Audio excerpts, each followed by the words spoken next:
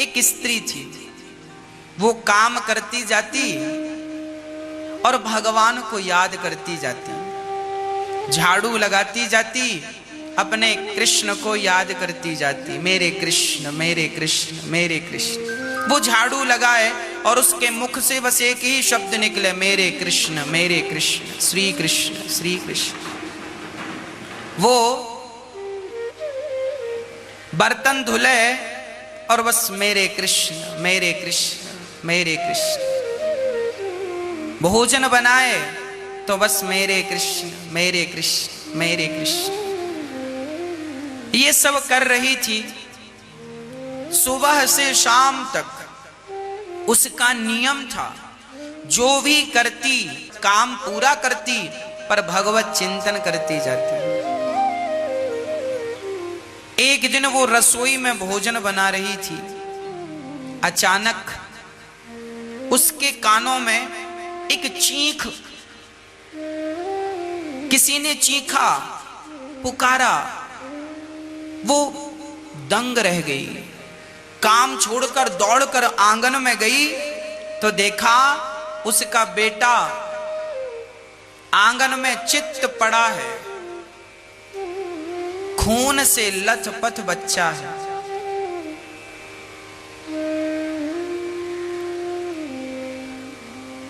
उसे कुछ समझ नहीं आया, उसने तुरंत उस बच्चे को उठाया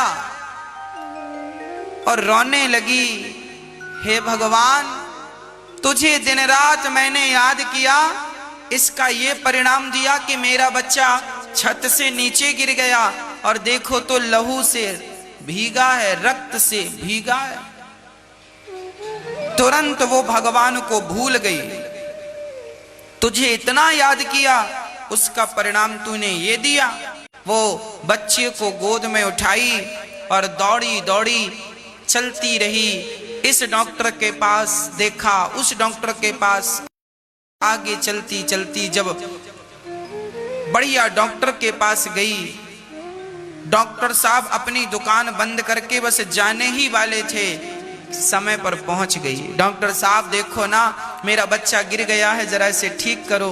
डॉक्टर ने देखा, चेकअप किया, पट्टी की और बहुत आनंद से डॉक्टर साहब ने कहा, बेटी घबराने की कोई बात नहीं है, अंदर कोई चोट नहीं है, बाहर थोड़ी सी चोट आई है, सो मैंने पट्टी कर दी है, 2-4 दिन में तेरा बेटा बिल्कुल स्वस्थ हो जाएगा।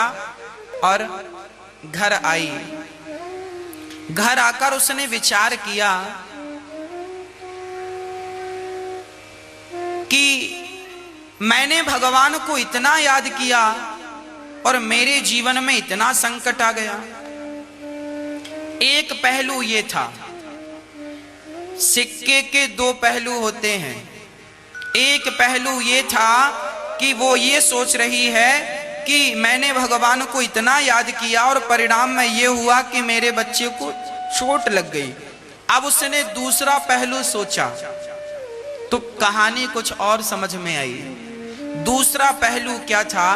उसने सोचा, मैंने कल ही वो सरिया हटवाए, लोहा रखा था, कुछ सरिया खड़े रखे थे, कल ही मैंने वो सरिया हटवाया, आज जहां मेरा बेटा गिरा है वहां सरिया खड़े रखे थे। यदि मैंने कल सरिया ना हटवाया होता तो क्या होता? तब उसने विचार किया कि इतने दिनों से मेरे आंगन में सरिया पड़े थे, अचानक कल ही मेरे मन में ख्याल आया कि ये सरिया हटवाओ। ये जो प्रेरणा थी कि सरिया हटवाओ, ये प्रेरणा उसी की थी जिसको मैं दिन रात याद कर रही थी। उसने प्रेरणा दी और मैंने सरिया हटवाया। और दूसरी बात, उसके पेट का ऑपरेशन हुआ था, पेट में कोई प्रॉब्लम हो गई थी, 4-6 टांके लगे थे। उसने विचार किया कि मेरा बेटा 20 किलो का है, मैंने उठाकर आधा किलोमीटर तक दौड़ी, ना तो टांके खुले ना तो दर्द हुआ, जबकि कपड़ों की बाल्टी उठाकर छत ले जाती हूं तो हालत बिगड़ जाती है। ये जो शक्ति ईश्वर दी, ये शक्ति देने वाला कौन था? ईश्वर वही था जिसको मैं दिन रात याद करती थी। तीसरा,